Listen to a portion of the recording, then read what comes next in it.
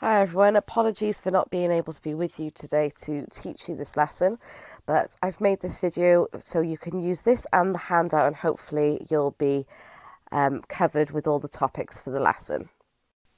So you're going to need your Unit 2 Research Methods booklet. So there is some information in this that will be also in the information booklet, but you will need the activity booklet to complete the tasks to make sure that you're understanding the ideas that come up in this lesson. So the topics in today's lesson is experimental design and experimental methods. So these are two different terms and they mean different things. So we're going to cover them in today's lesson. So after today's lesson, you should be able to identify and describe the different experimental designs and methods. So two different things there. Also to evaluate the designs and methods and to be able to identify the correct design and methods for experimental research. So this is really important when we are conducting research in psychology and any other social sciences. So there may be some crossovers with some other subjects that you do within your college studies. So as I said before, don't forget you're going to need your activity booklets throughout the lesson. So in previous lessons, we discussed how there are experimental and non-experimental designs. So we're going to look at non-experimental in our next lesson. But for now, we are looking at experimental designs. Okay, and because we know that this is an experiment, we know that we've got an IV and a DV. Look how they just magically appeared. So our IV is the variable that is changed to test the effect on the DV. So we already know this because we've covered this before. So our variables are important within our experimental designs. They are part of the experiment. So experiments establish a causal relationship, so cause and effect. So as much as possible, other variables are controlled. So the effects of the DV are found from the IV and no CVs or EVs. Okay, so this is just a little recap from previous stuff that we've looked at. So an experiment, there has to be several levels of the IV to check that it is doing its job on the DV. So the experimental design is how we design this setup. So we're trying to look at how this impacts on this by having an experimental design. So our experimental design will refer to how our participants are allocated in different groups to make sure that things are happening within our study. So we've got several different ways of doing this. So don't forget, we are trying to look at the effect of the IV on the DV. So we can do this through independent groups, repeated measures and matched pairs. So we'll outline how all of these take place. Okay, so for independent groups, this is the setup where participants only take part in one condition. So if you notice on my slides, the formatting's got a bit funny. So I'm going to have to freestyle it by trying to draw the information with a pen. So please bear with me.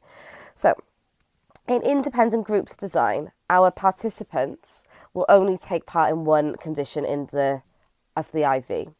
So if our study is looking at something, we'll have participants in one group and participants in another. So this orange line in the middle of the screen is representing the divide between the groups. So we've got participants in each groups. So if our condition was something such as coffee, the effect of coffee on recall,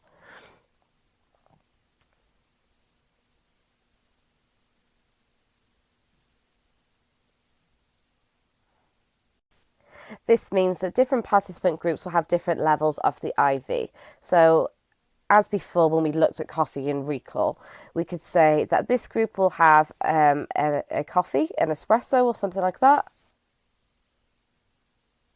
And this group will have no drink, they'll have water instead.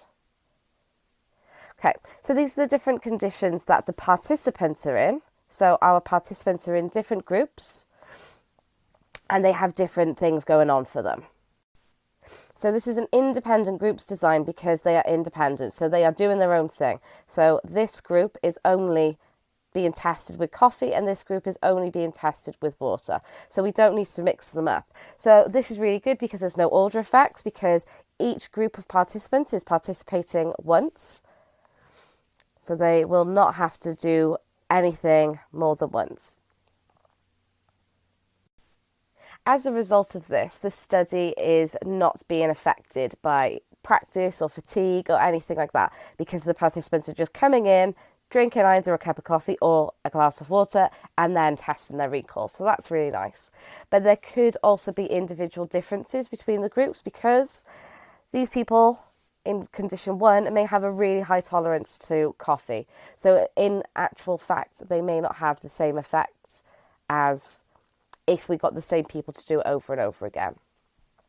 So there's some pros and cons to each of this, but we'll look at them in a bit more in depth later on. Okay, so here's another example. So if we were to investigate the effects of sleep on reaction time on the independent group design, this is how it would look. So we've got our first condition and our second condition. So if we are looking at sleep as the IV, then that means the sleep has to change. So we've got 2 hours sleep and 10 hours sleep here. So that means that one group is going to be different to the other. So we've got group A, 10 students, and we've got group B, 10 different students. So we've got the same amount of participants, but they are different individuals. So 10 people have had 2 hours sleep, and in this condition, 10 people have had 10 hours sleep. So then we're going to be looking at their reaction time. So this is our dependent variable, because we think the amount of sleep they've had will impact on their reaction time. So different conditions, different people. So they're doing different things.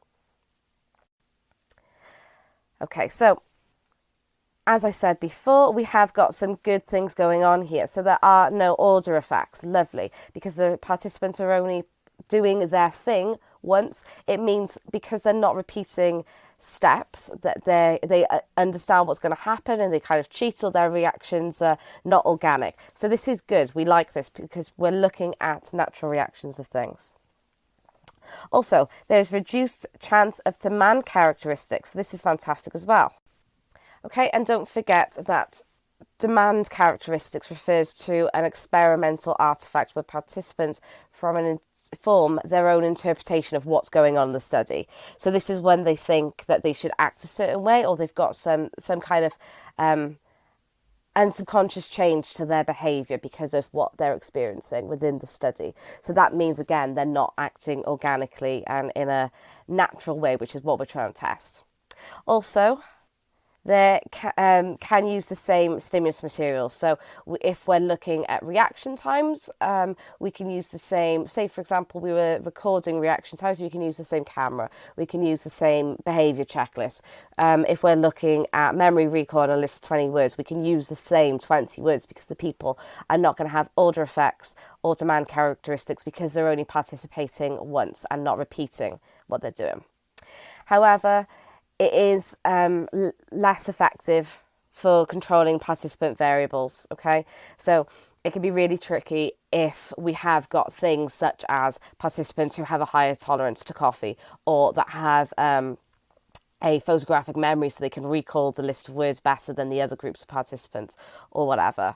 And it's also tricky because more participants are required. So you'll notice throughout your studies of psychology, recruiting participants is not always an easy thing. So this can be problematic for researchers. Okay, next up we've got repeated measures. So again, my slides have got a little bit funny while making the video, so I'll just draw in my line to show the two different conditions.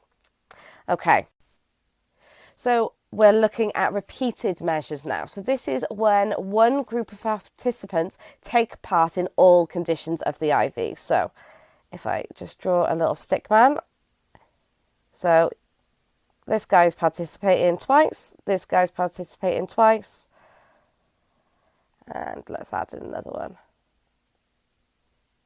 Okay, so they are the exact same people and they are participating in both conditions. So if we are doing coffee and recall again, it means that we'll be looking at these guys with a cup of coffee and their reaction time, and then later on with a glass of water and comparing them, because we'll be able to see if the green participant has any effect depending on the IV. So has the water or the coffee affected it? Same with the blue and same with the red. So this allows us to see if the IV is working effectively, because the fact that they're all different doesn't make any difference on the actual setup of the study. So this is a handy thing to have. Okay, so we've got another example here. So this is using the same example with sleep. So again, we've got our two conditions. We've got our 2 hours sleep and our 10 hours sleep. So we're going to have the same participants. So for example, say there were 20 participants and they're all the same people. It means we've got to test 20 people with 2 hours sleep and then repeat it again, maybe the next day or a week later or month or a year, whatever. But then we test them with 10 hours sleep. We then compare this time, this data collection with this one. Okay, so there's some really important, valuable uses for this kind of design. So, of course, there are no individual differences between the groups as all the participants are the same people, which means the effect of the IV isn't down to their participant variables. So that is really good. So we like that. That's pleasant. And this prevents individual differences such as confounding variables. Okay. In the example, obviously, we looked at 10 on the first slide and then it was 20 on the next, but that doesn't really matter. The point is you can use the same participants, meaning that you can cut it down so you don't have to have a huge amount of participants within a study. So this is actually a really useful thing. So that is good. However, the study does mean that it can suffer from order effects because participants are taking part in all conditions. So this means that they can become bored, they know what to expect and so on. So for example, if they are to do a similar activity twice, then they could get better on the second activity. If we were to get our participants to drink a cup of coffee and test their recall on a list of 20 words, the next time when we test them with the water condition, they're going to already know that list of 20 words. They've already looked at it because they've experienced it before. So participants may also perform worse during the second condition because they become more bored or fatigued. So lots of different things can happen that aren't organic, natural responses. So we don't want these. These are bad. Increase in demand characteristics can happen as well because they already know what's kind of gone on in condition 1. They know what to expect in condition 2 and they may act accordingly. And because of that, we aren't able to use the same stimulus materials, so we'd have to have a different list of 20 words, but by that point, they may have figured out that they're recalling and worked on their memory recall in whatever way. So lots of negatives can happen in this way. So you'll find when we look at different studies, you'll naturally be able to identify which kind of design may suit the study best. Okay, so we've got another one. Again, put my line in there. So here we've got matched pairs. So this is when participants only take part in one condition of the IV. And their groups are matched to be relevant. So this could be things like making sure they've all got the same kind of IQ, or they're all the same age, or they're all the same gender. So we're eliminating any participant variables that we think may affect the study. So this is when we may have one participant here, and we've got one here. So I'm just drawing in bigger to show that it's different more than anything. Let's say we've got another participant there, and they're tiny on this side. So whatever it is, the characteristics or the participant variables that we're aware of, we're able to match them. So we've got these two being the same and these two being the same. That's the idea of my drawing. Sorry, it's not very well drawn. So this means that we can test our IV and our DV again because we're eliminating participant variables, but also we're eliminating order effects.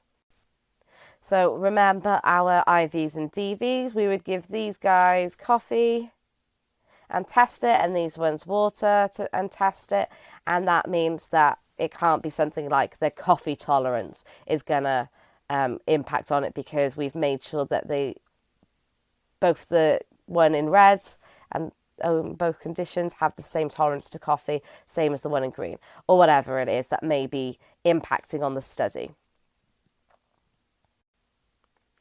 Okay, so back to this example. So this is for our matched pairs. So we've got group A and B. There's both 10 students, and students are matched for age, gender, and normal sleep length, because we've decided that these are things that could be potential EVs and CVs. So we're eliminating them because we've planned for them. Good. So Group A has 2 hours sleep and Group B has 10 hours sleep, and then we test their reaction time. This means that you can't say anything about, the age, gender, or sleeping length because we've matched them for it. So participant 1 in condition A and participant 1 in condition B may both typically only have 7 hours sleep, but participant 2 in condition A and B normally has 10 hours sleep. So this means that we've matched them, so the findings will actually be accurate to test the IV on the DV. Okay, so let's evaluate this. So for matched pairs, it's good to attempt to eliminate participant variables so that our participants are matched accordingly. And because they're only participating once, it means there's no order effect. So these are 2 really, really important things. But matched pairs design can also be very time consuming. They can be expensive because forming these studies takes a long time to do. Okay, so matching participants is going to take a lot of time, so loads of time. And, nobody's rich, so it's going to cost us a lot of money, which is quite difficult.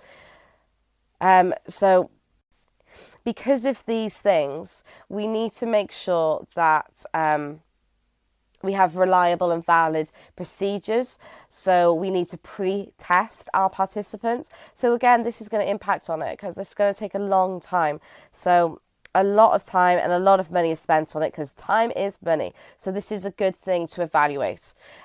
So 2 big negatives there.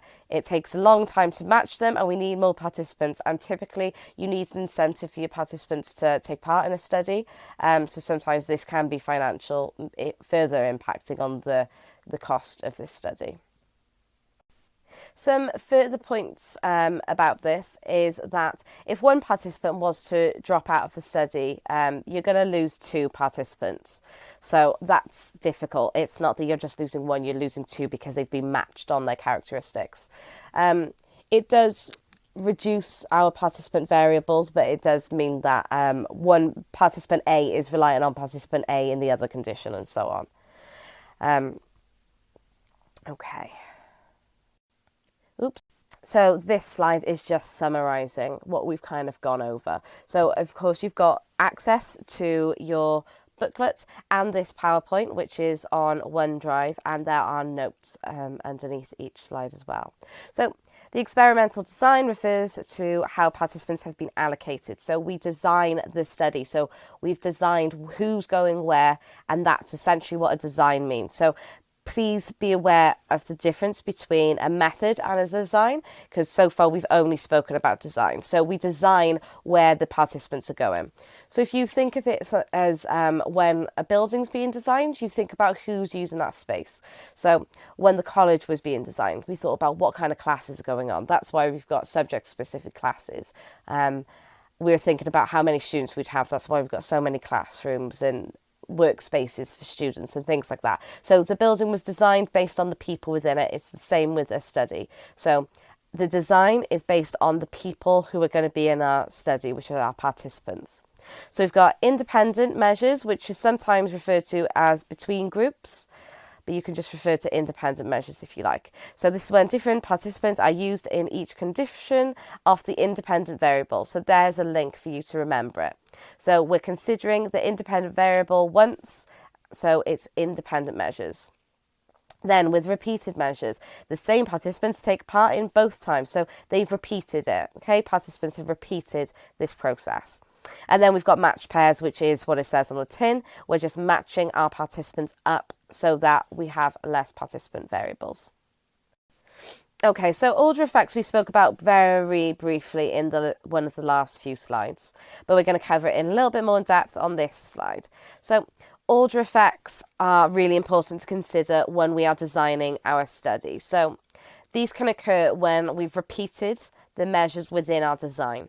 So if the participants always complete one condition first, by the time they get to the second one, they've experienced order effects, okay, because they've lived through it. So this means that the negative impacts can happen in the study, because if you're going to participate in the same lesson twice, you're already knowing what's coming, so you're concentrating differently. You knowing how to answer the questions and so on. So you have practiced. You can become bored. You can become fatigued because you've repeated it, and this can be a bad thing. So this means the second condition is affected.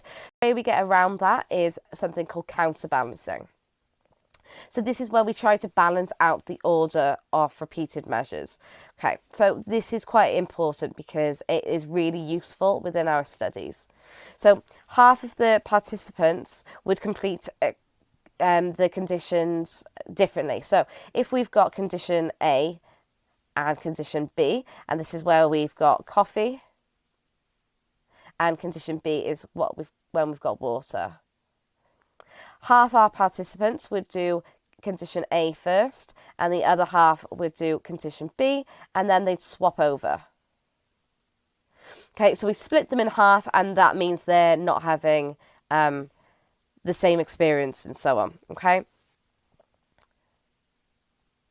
so half the participants would complete experiment in one sequence, which is A to B, and the other half would complete the conditions B to A. So this is something we called ABBA, because it's literally condition A, then B, but these guys are doing B and then A. So ABBA. So if anyone's an ABBA fan, this may be useful for you to remember this.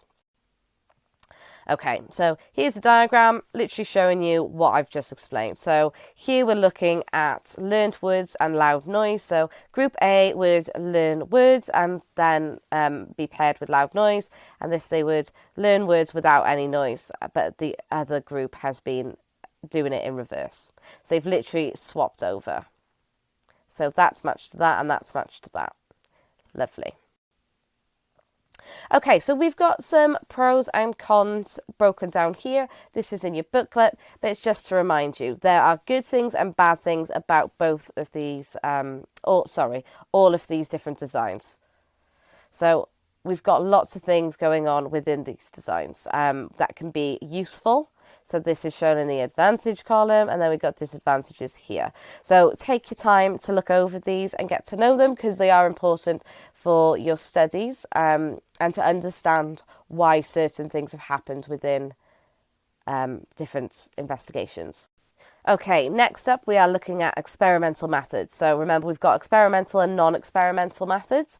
This one is where we're looking at IVs on DVs. Okay, so we're going to be looking at the experimental methods now. So there are three types of experimental methods which are shown here. So we've got a lab, field and natural, and we'll break all three of those down. So the key difference between all of these is the amount of control. So lab has the highest level of control, then field, and then finally natural. Okay, so this slide's just reminding you about the difference between experimental and non-experimental. So we're going to look at non-experimental soon, but we're focusing on experimental today. Okay, so experimental methods. All of the experiments involved are looking at IVs and DVs, which I said before. So the IV is the variable that we are changing, that we are playing with. So we manipulate the IV, and then it should show an effect in the DV. So we're looking at causal relationships here, okay? And this is really important because the IV needs to affect the DV to test our hypothesis. So in experiments, we have several levels of the IV. So it could be that we've got strong coffee, a weak coffee and water as an example. Okay, so that's what we mean by several levels of the IV. So we're now going to look at the experimental methods, okay? So really important. And there are some video examples of all of these, which I was not able to put into this video, but I have linked them in the description box. They've got the URL and the videos within the actual PowerPoint if you're using that from OneDrive. But if you're watching this video, I have had to link them underneath. Okay, so first of all, we've got a lab experiment. So a lab experiment is probably what most people think of when they consider a psychological investigation. So this is when we're in a controlled environment and we've got loads of control. So this is when we can basically control everything around us. So a lab, we are controlling the independent variable and the dependent variable because we can control everything. So it means that we've got less EVs and CVs because we've controlled everything. So remember, we've got participant variables and situational variables which can come in and mess up our study. But if we control everything to the highest of our ability, so we're controlling our environment, it means something like rain will not affect people's mood, or the ambulance going past that's doing Nino, Nino really loud isn't going to affect your concentration. So because we've controlled our environment, it means we've got maximum control. So this is really good. It's what we want as researchers, because then it means we can see the effect of the IV, because it means we've got none of these stupid CVs and EVs messing our stuff up. So that means that we can be analysing our cause and effect relationship. So we can be looking at this. So we can see if our IV is actually impacting on our DV rather than anything else. Because we've controlled everything, we've managed to make sure what we're working on is the only thing happening.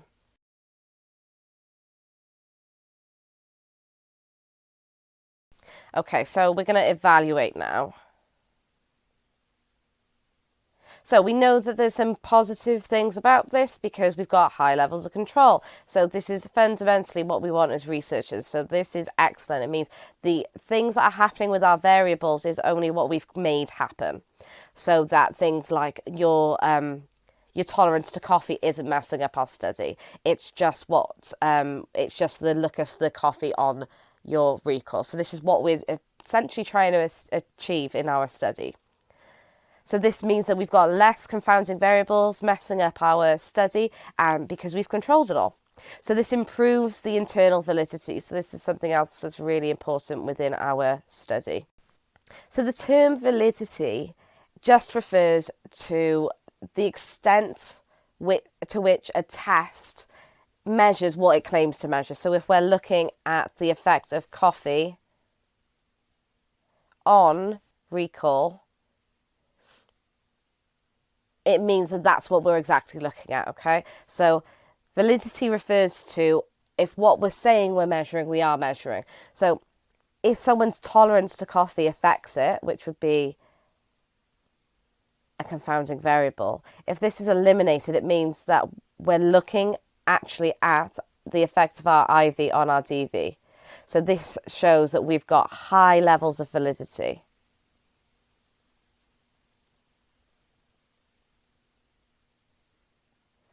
Sorry, that's so messy. Okay, so this is good because it shows strong cause and effect relationships, which is the point to our study. Okay, so we like that. That gets a gold star.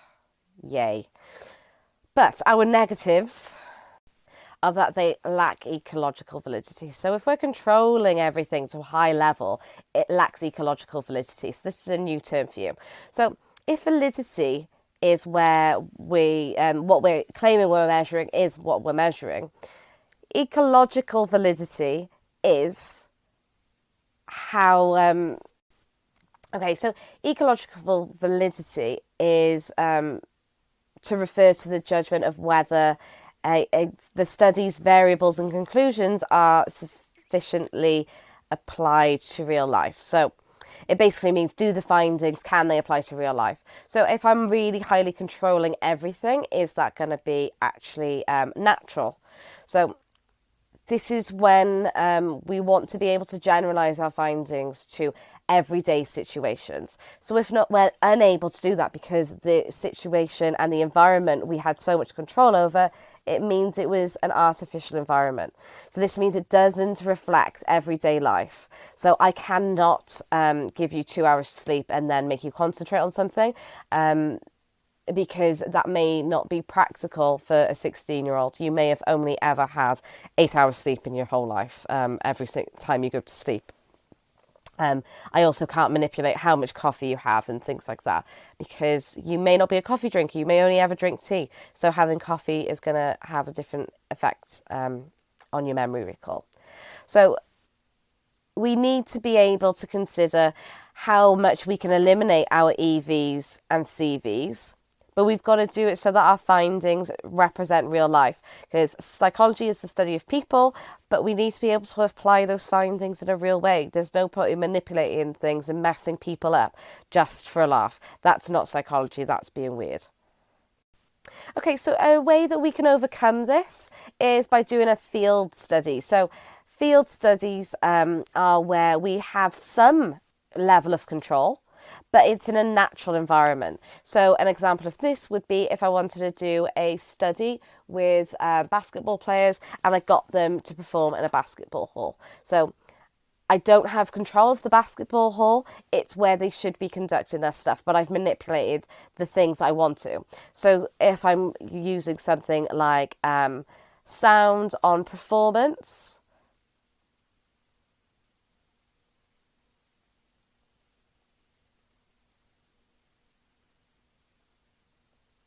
oh, I'm running out of room.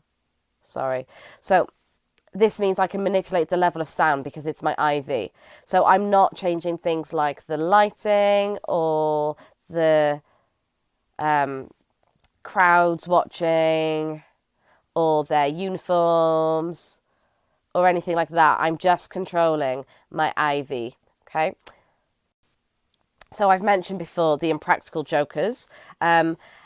I highly suggest that you watch it because it's an excellent program. But in this program, we have a group of 4 guys who manipulate situations for the purposes of a TV program, but they do it in natural settings. So there they may be playing with things such as sound and manipulating things, but they aren't directly changing the environment. So they're doing things like in parks and supermarkets and things like that. So they're not fully having huge control over everything, but they're still able to manipulate their independent variable. Okay, again, there are some more examples of field experiments shown underneath this video or attached to the materials on OneDrive for you.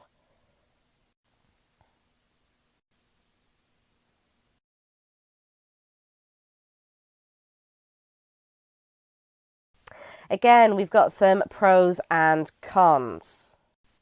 Okay, so field experiments have higher ecological validity. So remember what we spoke about ecological validity in the last slide. So this is how much we can generalize the findings to real life. So if how you're acting in that park, because that was the setting of your study, that means that we can apply it to every time that people are in a park. So this is a really useful tool. So we want things to be able to generalize to real life. So it has much higher ecological validity than that of lab studies. And this is because the environment is very similar to everyday life, because we're only manipulating the IV, not the setting itself necessarily or other aspects of that situation. It's just a small amount of stuff that we are playing with. So as a result of this, people are likely to act natural, which means we can apply the findings to everyday life. So this is a good thing that we like. This is very useful because when we're studying people, we want to see that people are acting in a way that people act, so that we can understand people better. Okay, so some negatives of a field study is that confounding variables are less easy to control. So we've got CVs and EVs all the time, but we can eliminate them in a lab study. So we can change the lighting and the sound and different things that may affect the DV. But in a field study, it's much harder because we've got less levels of control. So confounding and extraneous variables can impact on it. So variables such as, things about our setting can really be challenging to control if we're trying to keep it naturalistic. So this means that it reduces our internal validity. Okay, so if you remember, validity refers to if what we're measuring is what we mean to measure. Then our internal validity is to the extent to which the study establishes a trustworthy cause and effect relationship between a treatment and an outcome. So essentially, is what's happening in our study what we did? So is the impact of the IV on the DV caused from what we've done and how we've done it? So internal validity is looking at the setup of the study. So it's internal, so it's in the study. So the word internal is a clue to show you that it means what's going on within the study rather than outside of the study.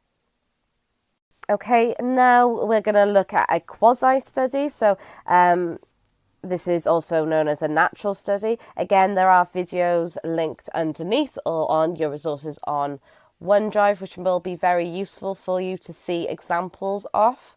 So quasi experiments are where we are acting naturally. So we are in a natural environment and the IV is not manipulated by the experimenter. Instead, the IV is naturally occurring. So it could be something like if you think of a shopping centre and people handing out flyers or asking for money, that is naturally occurring. So we could be measuring something like how often people pick up the flyer or donate money or talk to them about whatever it is they're trying to advertise or recruit money for. So this means our IV would be the amount of times that customers would go over to the person handing out the flyers or asking for money. So this is naturally occurring. We haven't put them there. They already were going to go there because they're already trying to raise awareness of whatever it is they're trying to raise awareness of or gain money for it. So unlike the practical in Jokers, they are also in a natural setting, but they are doing stuff. So the point of their show is they've decided to do something. So that whatever they've decided to do would be their IV. But because they're in a naturalistic setting, they could potentially do this. But because they're manipulating the situation, it's not classed as a natural study. So a natural study is where whatever's occurring is happening organically and naturally and nothing's being manipulated. So you're just observing the cause and effect within that situation. So please watch the example videos because that'll really help you get a better understanding of a quasi-experiment.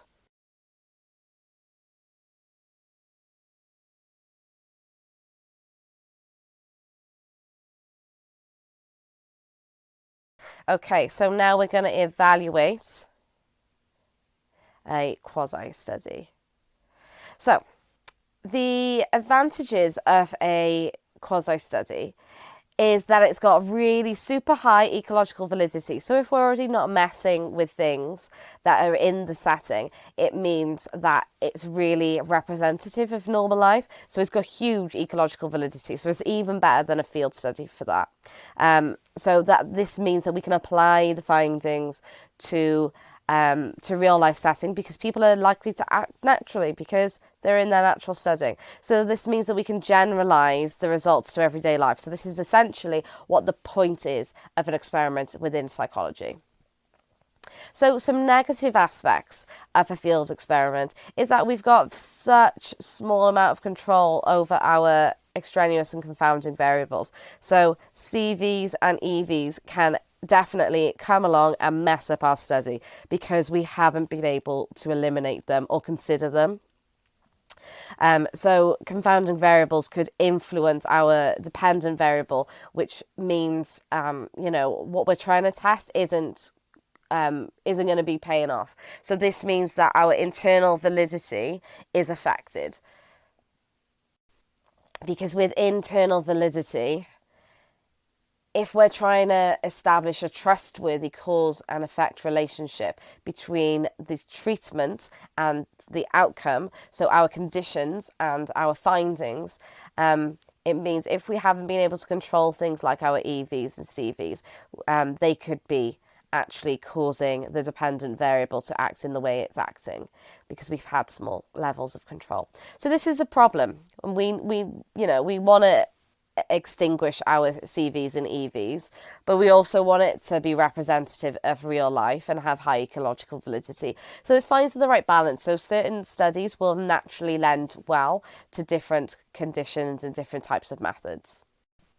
Okay, so now what I want you to do is to go into your activity booklets on these pages and these pages, find these tasks. Please complete them. Make sure to upload them to Canvas so that I can give you feedback. This is incredibly important because I need to know that you understand the concepts, especially as we haven't been able to be together. So this is actually some homework for you guys. But it's not homework because it's actually classwork, but because I'm at home, I'm calling it homework. So please complete these tasks, and what I'd like you to do is take pictures. So okay, using your smartphone, which I know you have because I've seen you all use them, I'd like you to take a picture of the work. So once you've found your activities and you've completed them, just simply take a picture of the page of your work and submit them to Canvas. So go on to Canvas and find something on the assignments tab called Design and Experiments. Okay, or experimental or something along those lines. That's where you'll upload it. So you go on to there and there should be a file upload section. You just upload the pictures and I'll comment on it just to see that you know what's going on. If you've got any questions or any support or help you want in the meantime, please send me an email and I will get back to you as soon as I can. Cool, thanks for putting up with me and my whiny voice. Apologies, I've got a cold. And hopefully I'll be back in soon and get to see you all and we can go over the non-experimental designs lesson. Okay, I'll see you all soon. Bye.